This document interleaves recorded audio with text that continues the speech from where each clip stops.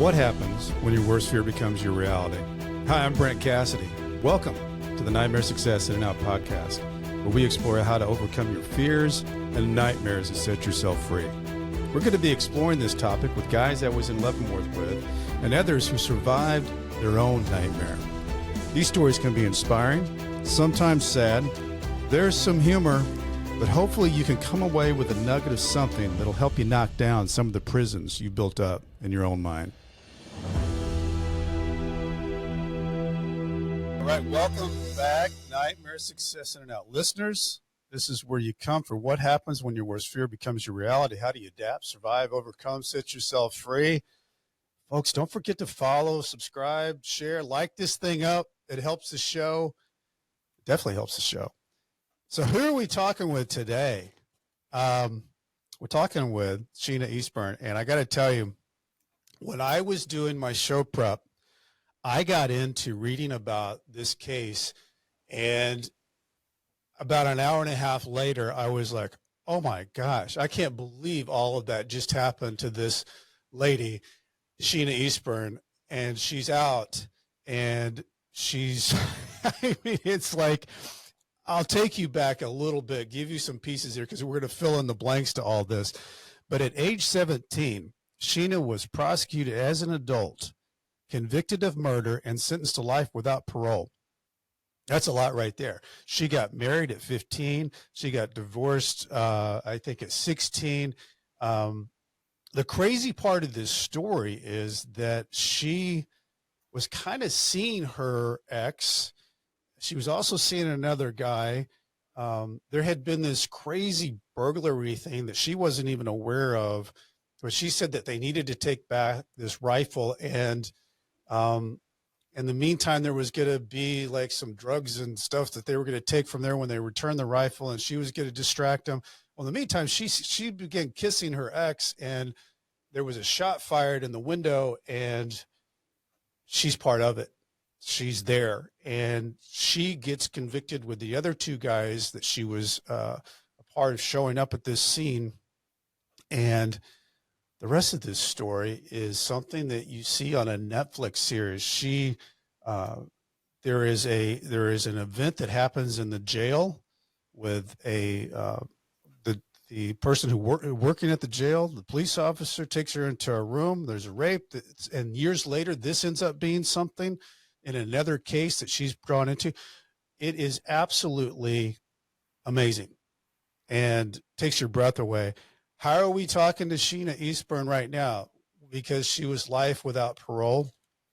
There was a Supreme Court ruling that came down and changed the way that sentences were for children of under 18. And there was new evidence that was presented in her case, and she was paroled in 2017 after 25 years in prison. She's now a paralegal at a law firm specializing in criminal cases. She's also founded two nonprofits, Show Me Justice for All and P.R.E.P for Release, a reentry program. She just does a lot of work.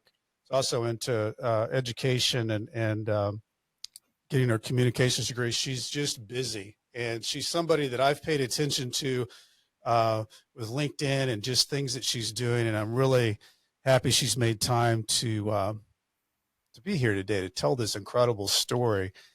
And I was just telling her, this goes into 1,100 prisons across the United States, and this is going to be something I think that the people inside are going to be riveted to, because she's made it on the outside after this incredible journey. Before we get into all that, I want to recognize our show sponsor, Auto Plaza Direct. You know, who likes spending a couple of weekends walking car lots looking for cars? Then you spend 4 or 5 hours in the dealership to buy a car. It's kind of like a root canal appointment. Well, there's a better way to take away all that pain and hassle of getting a car. It's called Auto Plaza Direct. They're your personal car concierge. Just tell them the car you want, what you can pay, and they'll go find that car for you. They'll negotiate your best price. They also offer you warranties and financing. It's all full service. Go to autoplazadirect.com to get started with your personal car concierge. The new hassle-free way, the car buying experience you deserve. Auto Plaza Direct. Tell them Brent from Nightmare Success sent you. Welcome in, Sheena Eastburn. How are you? I'm good. How are you? Sheena and I had a little bit of a hiccup here before we got started, because this big Roadcaster Pro thing that's got all these back switches to it, there was something that wasn't plugged in. I couldn't hear Sheena. And then David came in and saved the day. So here we are. We can hear each other. Awesome. Finally. Finally. So, Sheena, I just gave them just a piece of this incredible journey that you've been on for decades. And I think the best place to start with this is to go back to the beginning, because I was kind of fascinated by the point of, like, you were 15 years old getting married. What was going on in your world as a little girl and growing up? What was all that like?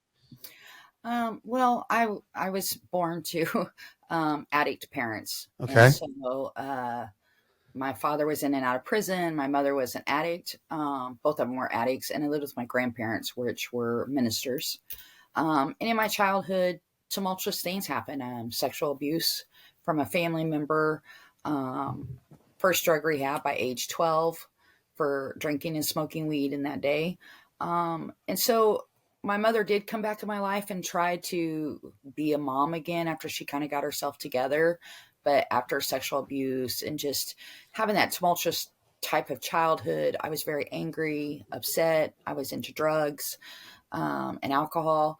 And so it was about 2 months before I got married, I met my to be husband.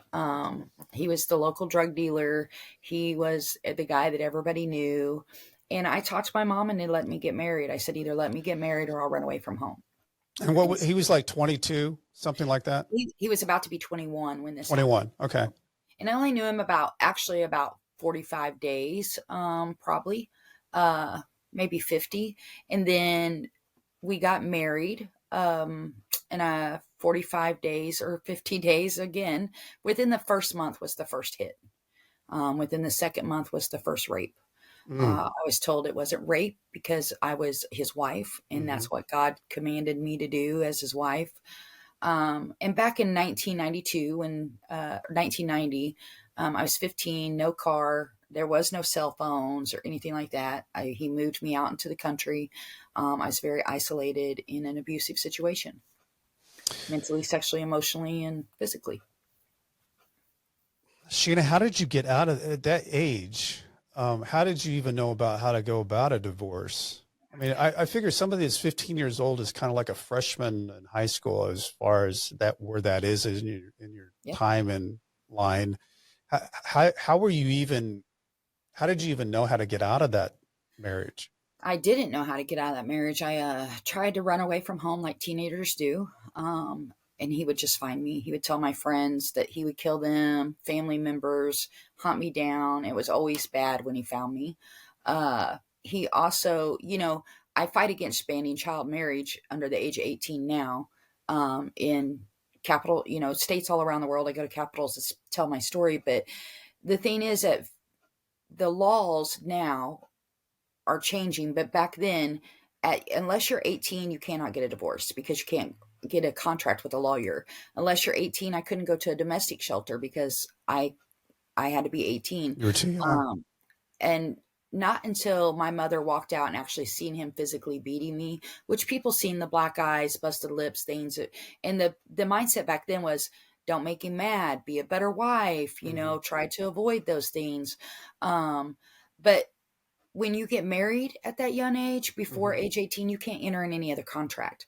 So until my mom walked out that day, she finally seen that I needed a restraining order. I needed my mother's signature to even get a restraining order. I was confused on Sheena because I've got 3 daughters. I guess when you get married at the age of 15, do you need the approval of your parents as adults? Okay. Yeah, you have to have at least one signature. My father really didn't want me to get married, so he didn't sign. And a lot of people actually use this for trafficking now, severing children's rights with another parent. But back then, yes, it's same this law. I could get married with a signature. So you end up splitting out of this marriage, and you end up getting with someone that you haven't been with very long. And so that evolves into something that ends up being this huge nightmare that you fall into. Yeah. Can you kind of walk us through how, because when I was reading about this, I was thinking, oh my gosh, because a lot of it was that you were kind of brought along into this with these other two guys, and they were going to use you. I mean, I'll let you fill in the blanks, but just what I read, they were going to use you to be a basically decoy to go in, talk to Tim, get him to take you on a motorcycle ride so they could go in and burglarize his place and return. You had told him to return the rifle because it had a serial number on it and it could get everybody in trouble. But it ends up raining. And so you are in this place, and like I said at the beginning, you guys begin to kiss, and then the event happens where he gets shot through the window. Can you take us back a little bit before you ever get there to that place? What were you thinking was happening? Well, I have to back up a little bit about 3 weeks before. Please do. Yeah. Tell it how you would tell it. We did finally get divorced, but he still wouldn't let me go. I mean, Mhm. restraining order didn't help. He still followed me, stalked me, used money because I was still barely 17. So he still utilized all these tools to keep me, and he was a drug dealer and I was an addict. Right. So about 3 weeks prior to that, Tim kidnapped me. And when he did, he took me to a wooded area. Now, you have to back up a little more further because when I ran away from him before, the cops returned me right back to him because he was my partner. So 3 weeks prior to this, right after the divorce, he kidnaps me. He takes me to a wooded area with a shallow grave, puts a gun in my head, says, I could kill you, and everybody would think you just ran away. Wow. So I think that fear, that started the subconscious fear that just started. When I thought about all these years, like what really kicked that off, I would say that was the pivotal point in my life that everything started to move. So I met these guys. I tell them about my life, the guy, Terry, I tell him about my life and what I've been through.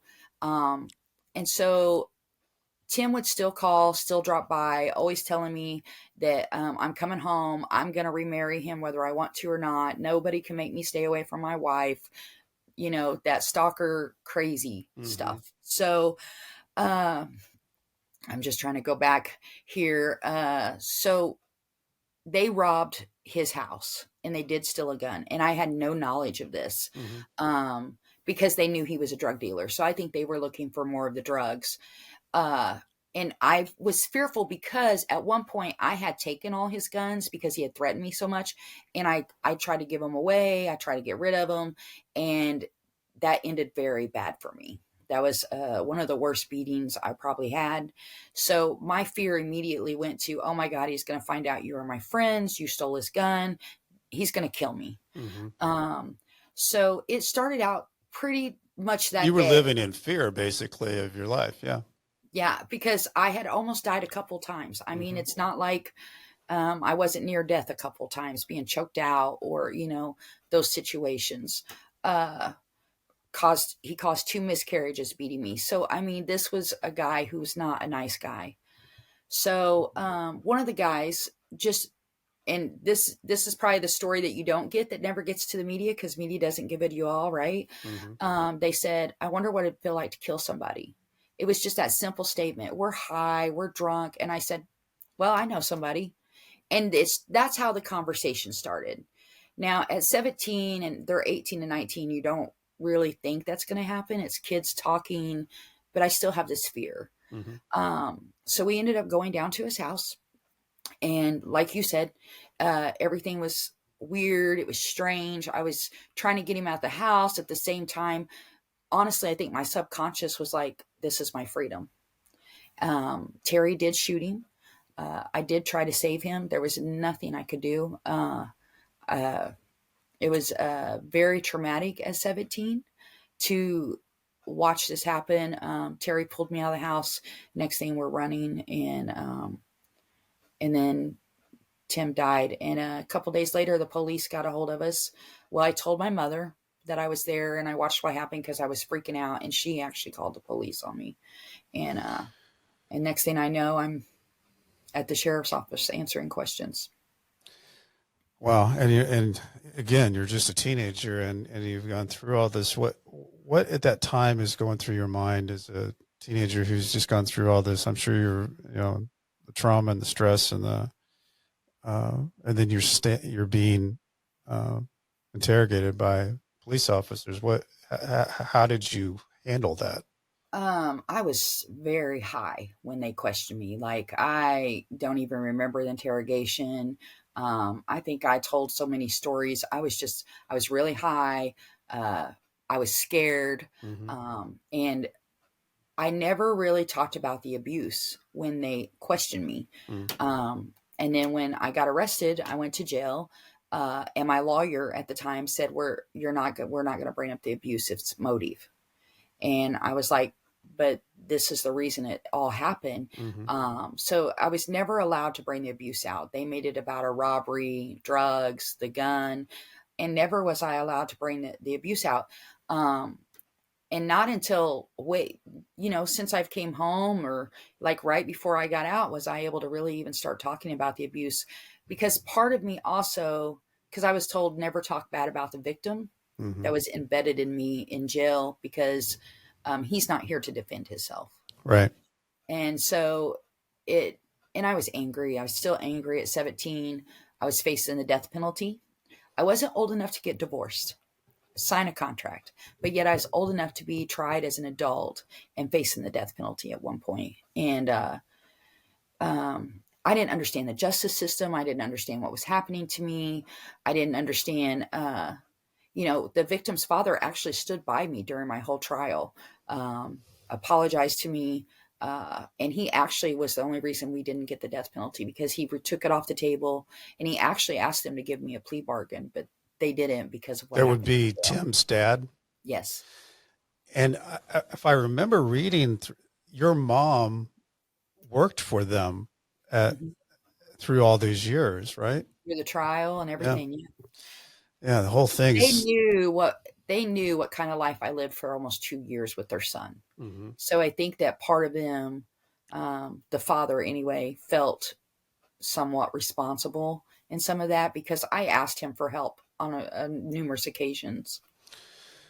So when you went through getting put into jail, there was all this strange weirdness where the sheriff was talking about you were costing money, and more or less that this is some kind of big hassle for them. But then something happens in the jail when you're the only person who's being jailed in the jail, and this man, I think his name was Zorns, ends up taking you into a supply closet and does something with the tape and they can tell by the clock on the wall that it's been messed with, so that he could delete the time that you could see going to and from. Sheena, what in the world what was going through your mind in that whole fiasco? Well, yeah, he came in my cell on more than one occasion. And I finally told my mom, I said, one of the officers, he was a jailer, I was coming in my cell. And she said, for what? And I said, he's raping me. And she flipped out and got a hold of the sheriff. And of course, it became a big deal. Within 24 hours, I was taken to a doctor's office where they gave me a pill. I was asleep. Later on that night, and there is record of this, later that night I woke up and I was in the emergency room from hemorrhaging. Mm-hmm. And they told my mother that they had tried to give me an abortion, but I wasn't even pregnant. So this backwood doctor's office. At the same time that trip happened, the officers kept telling me, you wanted this. This is your Yeah, the fault. sheriff kept saying it was consensual, which I don't know how in the world he would have ever known that. This is a No. teenager. This is a person who's working at the jail. How in the world could he discern that it was a consensual situation regardless? Yeah. And And I'm not sure how anything like that could be consensual, being someone that's being jailed, and they have all the authority and the ability to make you do more or less whatever is going on in the jail. Well, the first time that he came in my cell, he brought some drugs in. And so, of course, being a drug addict, and then he was a jailer. He didn't want to be a jailer. He wanted to be on the road. So what happened was they had video of him coming in my cell because what happened in my cell and it happened in the property closet. And I gave them all that. I wrote a diary. I kept diary of it. They had underwear with his DNA. They had mattress. They had my clothes. But all of a sudden, all that came up missing. And the prosecutor told the sheriff at the time, make it go away and do not F up my murder case. They knew it could create an issue with the case. So the prosecutor, Joe Schulberg, Tim Perigo, my lawyer, Dwayne Cooper, another lawyer, they all covered it up. They all knew what happened to me. Actually, it was Tim's father who came to the jail and said, she may be here for murder, but she's not your personal whore. I read that. And he stood up for me. And so it was probably, they locked me down. They wouldn't let me have phone calls. They wouldn't let me have visits. They shut everything down.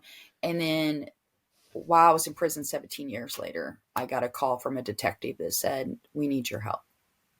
We know you were raped. And all that evidence she was using in that, which, by the way, you helped in that case, but for him, he was convicted for the 14-year-old, but in the deal, they were allowed to drop the charges on what your situation was, which I found flabbergasting that happened. Well, they asked me if they could charge him with 2 counts of forcible rape and then utilize that to get him to plea bargain to the 14-year-old so the 14-year-old didn't have to go to court. And as a teenager going through a court system like that, you felt for her. I absolutely, if that saved that 14-year-old from having to get on the stand and testify. So he did take 2 counts of forcible rape. He did 4 months in prison. And they dropped it but he's now a registered sex offender. So because when all that happened, they promoted him and punished me. They gave him that road job he wanted. So he was an officer on the road pulling people over. It's just, it takes your breath away. The next step in this is that you end up, how long were you in jail before you went to trial? 2 years and 9 months. 2 years and 9 months in jail before you ever went to trial. Can you tell us a little bit about the trial? That's kind of a blur, but from reading transcripts, because really it was a blur to me. I was on medication. The jail did give me medication between the trauma of my life, jail, and then the rapes. I pretty much was highly medicated. I remember going through the trial, and they had one guy that testified against us that said we planned it. And that was basically it. And I remember that guy, he got off because by saying that, he got off on some things on a plea deal. Charges and some other charges he had pending. Not uncommon. No. And during the trial, they were going to call a lot of my family to the stand. And one of them was my grandpa, who to me was everything in my life. And the prosecutor came with, if you get on the stand, we won't question your family. So he knew once he got me on that stand that I probably was. And plus, they had my little public defender who got my case 2 weeks. The new public defender got my case 2 weeks before my trial. They brought in the gladiator from the attorney general's office, the big dogs from Jefferson City, and prosecuted me. So that guy was later interviewed saying he was way above his head. Yeah. And so that other lawyer too, he eventually got on the stand and said, I did not defend her because I got her trial 2 weeks beforehand. She did not have my best. And so I always appreciate Frank for doing that. But during the trial, I had 2 jury members. One was on the top 2 jury members said I was guilty till I proved my innocence, and they sat on my jury. So I was already guilty before it even began. I was the top news in McDonald County. Everybody knew the case. It was such a small town that when they did the jury poll, his brother was one of the people on there. And I was like, we might want to strike him. And I mean, his last name was the same. It was his brother, but that's how small a town it was that they were taking a jury poll from. So everybody had already made up their mind that I was guilty. None of the abuse was allowed out.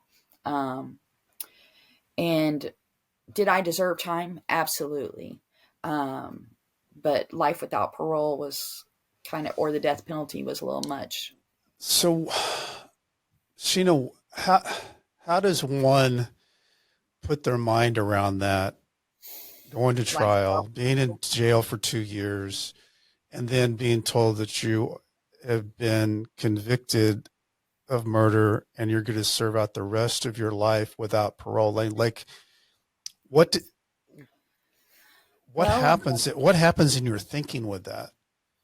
really, when you're a teenager like that and somebody says life without parole, I was actually sentenced to death by incarceration. Um, your mind cannot comprehend it. No. And even when I went to prison, I went to the adult prison, I still, in some way, thought I still could come home. I Okay. didn't. So you hadn't lost hope. No, and most people don't realize that what life without parole really means. I mean, as a teenager, I could not comprehend what that meant. I remember going into prison and somebody said, little girl, you better get in that law library because you're Mm-hmm. the only one that's going to be able to fight this. Mm. And that's where I spent most of my time, was in that law library, researching, learning, and eventually called Johnny Cochran later on in jail because that's what I did. I learned the law.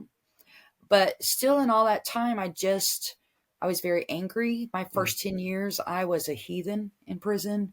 I didn't follow the rules, insulting behaviors, organized disobedience, um, just getting in trouble a lot, fighting, things like that. Well, let's talk about that. And in fact, let's take a break here because I want to talk about that time period of you going in and having to readjust into that new world.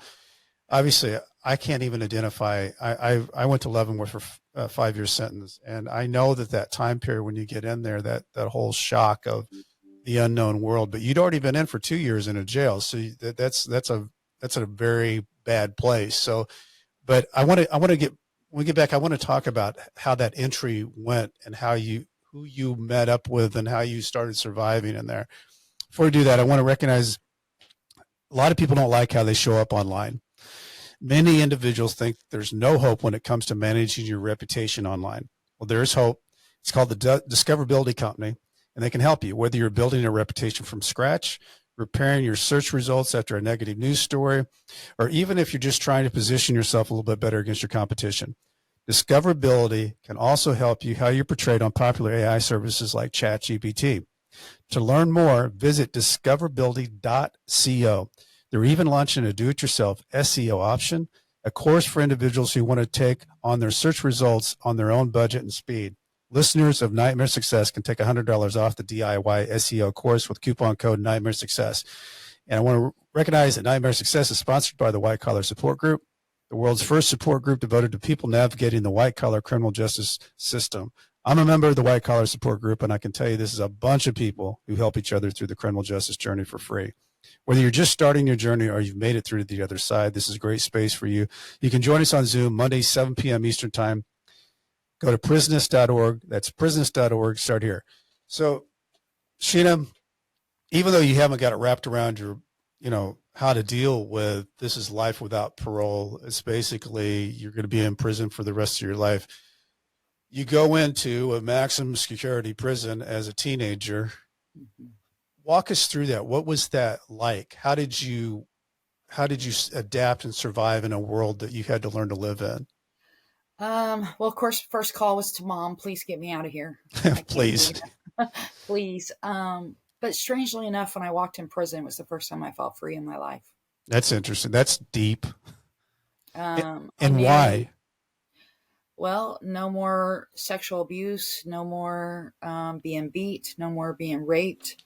Um, because of course I didn't watch Cell Block H as a child, so I didn't know about all the other stuff. Yeah. So, but for the first time, and plus being in county jail, 2 years, 9 months, no sun, no outside, I finally could go out on the yard. Mm-hmm. I could make friends. I could see my family, call my family, because McDonald County Jail was awful after Yeah. the rape. It's rock bottom.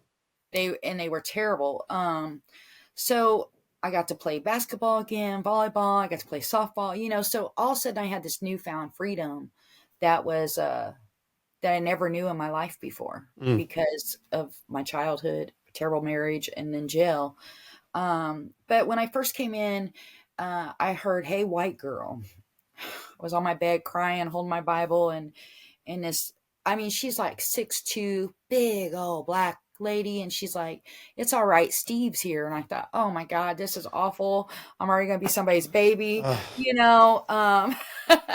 But it wasn't. She actually took me under her wing and she said, "You have a lot of time." And she's the one that said, "Go law library. Okay. I'm going to teach you how to hustle." And I'm not going to, I have a daughter your age and I'm not going to, I think that was my praying grandparents. Mm-hmm. Um, you know, God put something in safety over me. Mm-hmm. I just got really lucky. And so she taught me how to jail. She was an OG back in 92 when we went to prison. It was a different type of breed of women that when you went, these were like true gangbangers, true, Mm-hmm. you know, OGs. They were the real OGs that was in prison. And so I got really lucky. And I had a problem with authority, of course, because of the rape. So anytime an officer would try, especially males, I would end up with insulting behaviors or refusing to let them search me or, you know, Mm-hmm. things like that. Of course, your first fight is always a big deal. I had that. I was tested, and so I had to fight. 10 years later, though, so throughout being angry, upset, all these things, they had a class called Impact to Victims of So you're Crime. saying you had a really rocky 10 years of getting into that world that you knew you were going to have to survive in. And Yeah, life without parole. What were they going to do? Take my date? Take my right. No, get I mean, you like had nothing to lose. no. And so I didn't care about their officers. I didn't care about going the whole bring me my food and milk. Thanks, you know. Mm-hmm. So after it was about 10 years, 2004, so almost 10 years. They had a class, Impact to Victims of Crime, and this is where my life changed. Okay. So a victim came in and shared her story about her husband being murdered. But it wasn't that. It was the fact of all the emotions that she went through and all the things she went through. And I wasn't really thinking about Tim as the victim for a long time, but his mother, his father, his Mm-hmm. brothers, his sister, my community, my family. For the first time, I was able to see that it wasn't about me. Mm-hmm. The choices I made impacted an array of people. And seeing that woman talk to me, that victim changed the trajectory of my life in prison. Mm. She sharing her story, her pain. I seen my mother-in-law, what it was like to bury her son. Mm-hmm. And it didn't, you know, do I wish I would have made different choices? Do I wish he was here and he could have became a different person too? Hopefully. Mm-hmm. Yes. But at that time of my life, I didn't think those things through. At 17, you're not thinking longevity. You're not thinking Right. consequences. You're not thinking of those things. You are just thinking, I don't want to hurt no more. I don't want to be hurt no more. Mm-hmm. I want to be free. And I don't want to die. Mm-hmm. And so that was when that year I became an ICVC facilitator myself. And then I just started taking classes, anger management, which I got kicked out the first time for being angry, but I took it over. You got kicked out of anger management for being angry. I did. I did. I was always known for like organizing things, like so I've always been an advocate for the Mm-hmm. people inside myself. Later on in life, uh, and I found myself in there in abusive relationships too. You know what I'm saying? So I had to learn to start to take care better of myself, Mm-hmm. to find the root. And so I did 5 years intensive therapy with the therapist. I took all these classes, became facilitator. If I learned it, I taught it. Mm-hmm. And Puppies for Parole was a huge change for me because I had became so numb to things Mm-hmm. that learning to train an animal and live for something breathing and caring and needed me taught me unconditional love again. Well, actually, I'd never known. And so, So yeah. you So, train the dogs in prison. mm-hmm. How long would you have the dogs to train? Oh, we had them for 6 weeks to up to 2 months, 3 months. But I became a master trainer, so I was the trainer who trained other people to train Mm-hmm. dogs. Now you would not know that by my 3 pitties today. I say all the time, I can't believe your dogs act like that, but they're my babies. All right. I totally understand. My dogs are not trained at all, but I love them to death. So well, and I just spent time still doing law that we call us jailhouse lawyers. Mm-hmm. And I finally realized I was going to come the best version of me, even if that was my life, because I could help somebody else not come back to prison, maybe. I could help somebody else get out of abuse and learn that domestic violence only led to worse things, your own murder or somebody else's murder. Mm-hmm. And so I started and then of course I gave my life to God. Mm-hmm. I was real big, about not jailhouse religion and all. I was very against all that stuff. I was very angry with God for a long time. Um, and then I just started doing the things I needed to do for myself. And in 2012, Miller versus Alabama came along. I was sitting on my bed and somebody said, "Did you see the ticker?" And I'm like, "What?" They're like, "They said juveniles can't have life without parole anymore." And I was like, It was "Oh." huge. I've had It was so many people on the huge. show that affected their life. Yeah, but still in my mind, I'm like, okay, well, we'll see. Mm-hmm. Because throughout appeals, trying to find any loophole I could, any of those things. Mm-hmm. So, uh, yeah, that came across, and then I had an attorney at that time, Kent Gibson, amazing guy out of Kansas City. Uh, How did you find him? one of a guy that was helping me actually got retained him at first, and then Kent ended up staying on my case. I think he Okay. just felt like uh, he needed to help me, and so he's actually one of the attorneys that I kind of work under now. And he just believed in me. He believed, in my life, and Mm-hmm. that something else needed to change. And so 2012 came along. So at that same time, which is crazy enough, the ticker time, about a month later, here comes the detective with all the videotapes of the rape. Mm-hmm. And so the prosecutor at the time says, "We want to help you if you'll help us." And so I was like, "Okay, I mean, you don't have to help me. I'm still, I want this guy to pay for what he did to Yeah. me."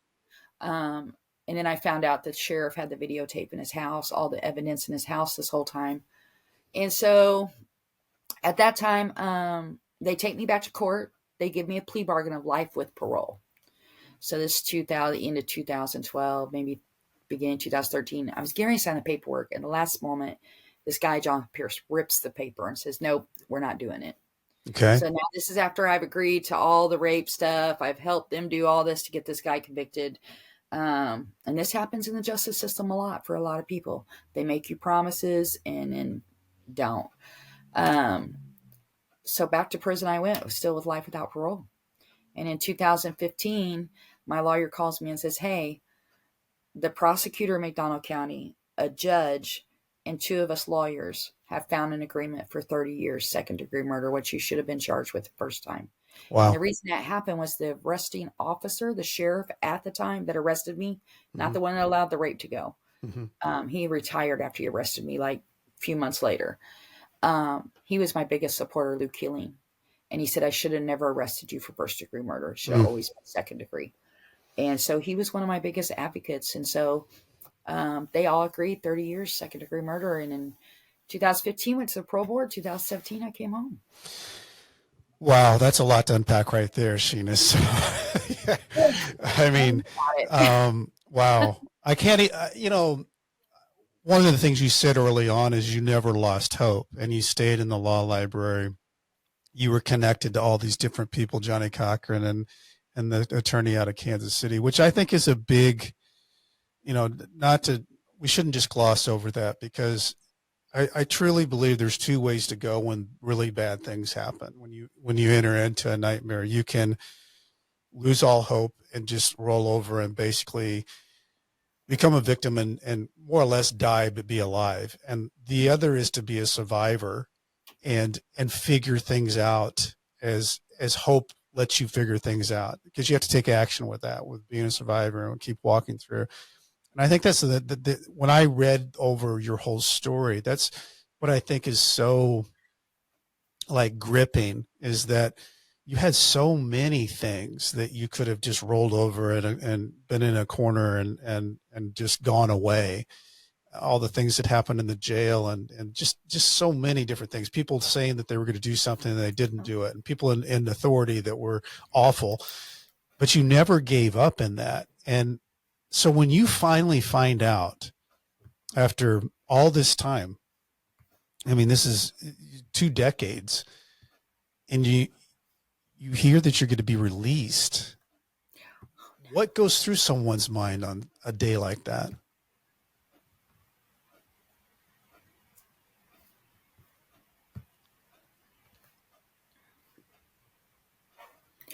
There we go. Okay. Sorry. All right. If you froze on me, I don't know what happened. Maybe it was my internet, but what goes through when you, after 2 decades in time and after all this not giving up, and then they tell you that you're going to get out, what goes through someone's mind on a day like that? Unbelievable. So, even though, because they ripped it out in 2012, and even though I had this and I got a new face sheet, I had seen the IPO, I still in my heart was like, not until I'm walking out and they close the gate behind me do I believe that they freed me.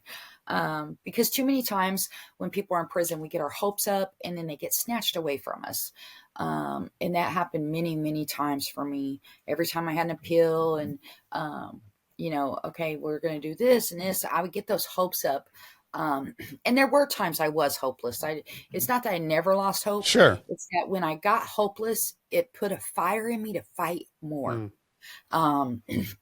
So it was surreal. But the day came. They tried to give me a 120-day treatment, told me I could get out a few months early if I took their treatment. And I knew that was about money. We all know, whatever. One, I never had a dirty, even though I did back in the day, maybe, but I never had a dirty urine. They never had me with drugs, any of those things. Rumors of me making hooch back in the day, but for years I hadn't done that. So, I knew it was a paycheck thing. So I was like, screw your 3 months. I'll do the rest of the time. So, I did 25 years to the day.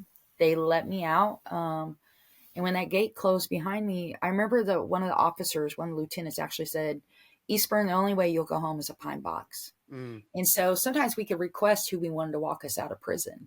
And I had requested that lieutenant. And when I turned around, I said, how's that for a pine box, sir? And got in the car. My mom and my cousin are driving down. There's a stoplight right outside the prison. I thought I had been on out counts. So I said, if I ever stop here and the news is following us, everybody's behind us, I jump out of the car and I start just running around the car. I'm free. I'm free. I'm free. That is the moment that it hit me. That when I was running around that car, I wasn't black boxed, I wasn't shackled, I wasn't cuffed, I didn't have these people around me guarding me. Yeah. And life began differently, but now it was a whole new set of problems because I'd been locked up 25 years, and reentry, post-incarceration syndrome is true. It's a real thing for us, especially been locked up since teenagers.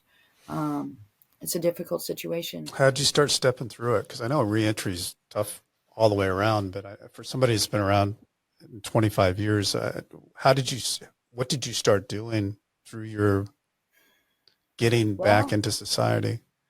First, I tried to just get to know my family a little bit. I hadn't been around them in 25 years. So when you're in prison with this kind of sentence, you either shut people off for the most part because you can't live in there and out here. It's too hard. So I had cut most of my family off. And when I came home, I remember I was being surrounded all these people are like, I love you. I miss you. I hadn't talked to these people and some of them I hadn't even met yet. And immediately overwhelmed, felt like my family that was true to me and I loved were my sisters, my aunties, my mom, these people I created in prison as a prison family. I was just overwhelmed. I cried, survivor's guilt. There were people who had mentored me and helped me that were still there, and I was free. So it was a lot to really process. Couldn't get a job at Burger King. All the listed jobs they gave me. So I actually had to go all the way to the state of Arkansas. I drove an hour and a half to even get a job. And I had to drive an hour and a half back and forth to work every day. And I just felt like if this is freedom, I don't want it. I mean, honestly, this was, you think about when all I want to do is get home, but people don't think about when you do come home, the insecurities, the survivor's guilt, the imposter syndrome, all these things come along with it. My mom was still trying to treat me like I was 17. Who are you texting? Where are you going? What are you doing? I'm like, stop asking me these things. Like, I'm not in jail no more. So it becomes overwhelming. To the point that I wanted to take my own life. I thought I'm going to drive myself into a semi. I'm not going back to prison. And this is just honest. This is how this post-incarceration syndrome affected me. And it was Jelly Roll, a song from Jelly Roll, and Struggle Jennings that came on. Glitter, not all that glitter is gold. And Struggle Jennings in the line said something like, it's harder to come home than it was to go in. You don't understand that statement unless you've been where I've been. And I pulled my car over on the side of the road. And I was like, wow, okay, I'm not alone. Because until then, everybody always acts like they're happy. People are, oh, you're so blessed you're home. You're so, nobody really takes in consideration. There's 1,000 things going on in your mind. Yeah. The change, the process, because my mom took me to Walmart, and somebody bumped into me and I turned around. I was like, what's up? My mom's like, whoa, whoa. And I was like, where I come from, we don't bump into each other like that and not say anything, or, that's targeting me. And so you have to learn to live out here to these new rules. Yeah. People are disrespectful. They're ignorant. And you have to remember that, you can't just punch them in the face like you do in prison. Right. It's not as primitive. No. So you might go back to jail. And so you just have to learn to live again. So post-incarceration is real. So I met a guy. I did meet a guy. And he did 2 tours in Iraq. And if it wouldn't have been for him, Tyler understood I had PTSD. And he's like, you have PTSD. He had been back for, he was in the Iraq war. So he'd been out of the Army for a while. And he just helped me navigate that. Breathe. This is what we can do. You need to go to counseling. You need to, So I'm always thankful and grateful to him, who I'm marrying this year. For That's his awesome advice that, he kept me breathing, really.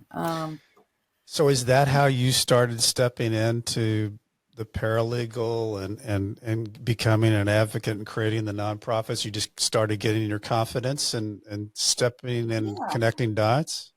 Well, I didn't really know what to do. I was running a gym for a while because I was personal trainer, nutritionist the whole time I was in prison. So I was running a gym in Arkansas. And so I was sitting there one day and I said, prison did not break me. It is not going to break me. And so I started a Facebook group called Prison Did Not Break Me.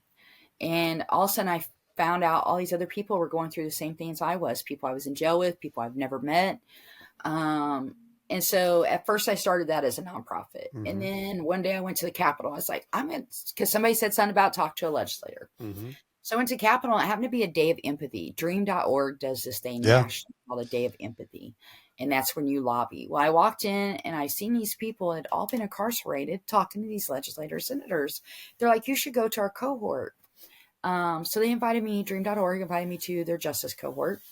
And I learned how to organize out here, how to advocate out here. That's what I love about Dream.org.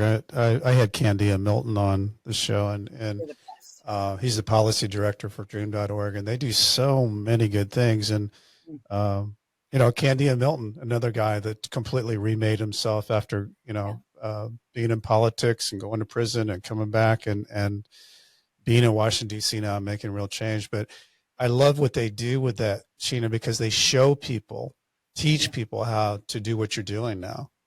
Yeah. And they did teach me, they taught me, how to have the conversations, how to tell my story in the most productive way, how to organize my community. And then I got hired. There's a group, it's called National Leadership Council to End Life Without Parole. There's 14 of us. And we work under Human Rights Watch. And so about that time, I got hired to work 10 hours a month. That's been 4 years ago now. Almost. And we're doing a lot of work as well. And like I said, everybody on there is been incarcerated. They had life without parole. We're all home. I became a member of Incarcerated Children's Advocacy Network, which is Campaign of Fair Sentencing of Youth.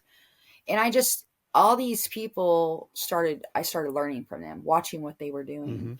And so I was like, I'm just going to, after Dream.org, like really invested in me and did that. I started advocating at the Capitol. And the next thing I know, Candia has me in Washington, D.C., talking on the federal level as well. But there's Michelle Smith, who is, she is Missouri Justice Coalition, who also runs my shirt today, I like that. Missouri Abolish the Death Penalty.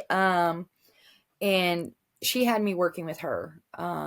And she's been in federal and state prison. She came home, and I call her my mama org, my org mama. And so she just has really taken me. We worked on the Marcellus Williams Yeah. advocacy together, and during that moment I really learned a lot from her too. But she's just kind of put me under her wing, and so now in Missouri we're starting to get these organizations going that hadn't been there for years. So I love everything about what you just said, Sheena, because you walked us through the rock bottom of getting out. You were going to take your life. A song from Jelly Roll wakes you up, and again, like you said, when you hit these moments of despair, you fight your way out of it. And now what you're doing, I mean, I was following you, and that's inspiring for people who are in this whole reentry community, regardless of where they fall into that layering of reentry in the community. Everybody has their own feel and story of how they feel when they get out. Because what I have found is that regardless of when you get out, you carry a lifetime sentence with you as a felon, ex-felon, and you have to learn to live with it. You just put basically an extra weight around your neck, and you walk with it. And like you said, you have to learn to tell your story the way that you need to be able to tell it. You need to find where your experiences can fit in to help make a difference, because we can make a difference, and you're doing that in such a positive way too. I mean, you're using all the different pieces from the youth, all your different things that that you're helping people. And I love that you're doing the paralegal stuff on the criminal defense stuff, because you know this stuff. You've lived it. You were in the law library. If you look back on everything, because I mean, like I said, it's a Netflix movie series. It has to be a series. It can't be a movie. It's too many pieces to it. These would be like 10 episodes at least. Yeah. What do you think is your biggest takeaway through everything that you've experienced? Oh, wow. That's a pretty big question. My biggest takeaway, that we shouldn't be defined by our biggest mistake. Mm. And that, being a criminal paralegal, I fight for the guilty and the innocent. Mm-hmm. I believe that people are redeemable. I believe that people, if you give them an opportunity to change, you give them the opportunity to be the best version of themselves, that it's possible. And I think that us as a society throw people away too easily.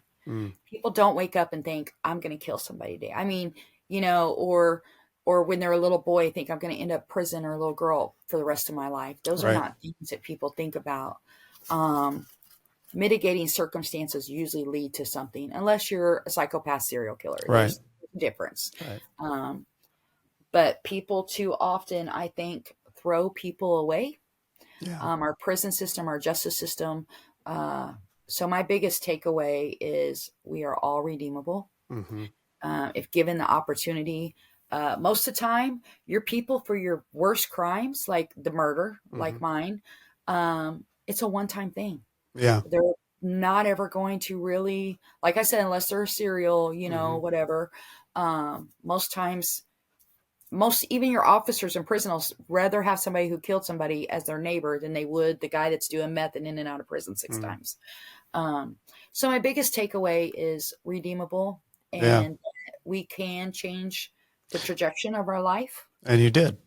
Even if you're in prison right now, you don't have to be part of the gang. You don't have to be part of the drug life. You don't have to do those things. If you want different, be different where you are. And you could be the next leader, leading other people into that positive situation. So, and fight for your case. Fight like hell. Nobody will fight for you. Learn the law, and help people help you. Yeah, I love it. And everything you just said, you've lived it. And that's what I love about your story, Sheena, is you 10 years in decided, hey, I don't care if I'm here for the rest of my life. I'm going to be a better version of myself. and you did. And then you took the hard knocks of getting out and have figured out your path, and have connected with all these different people who have mentored you, and now you're mentoring people. And it's a good story.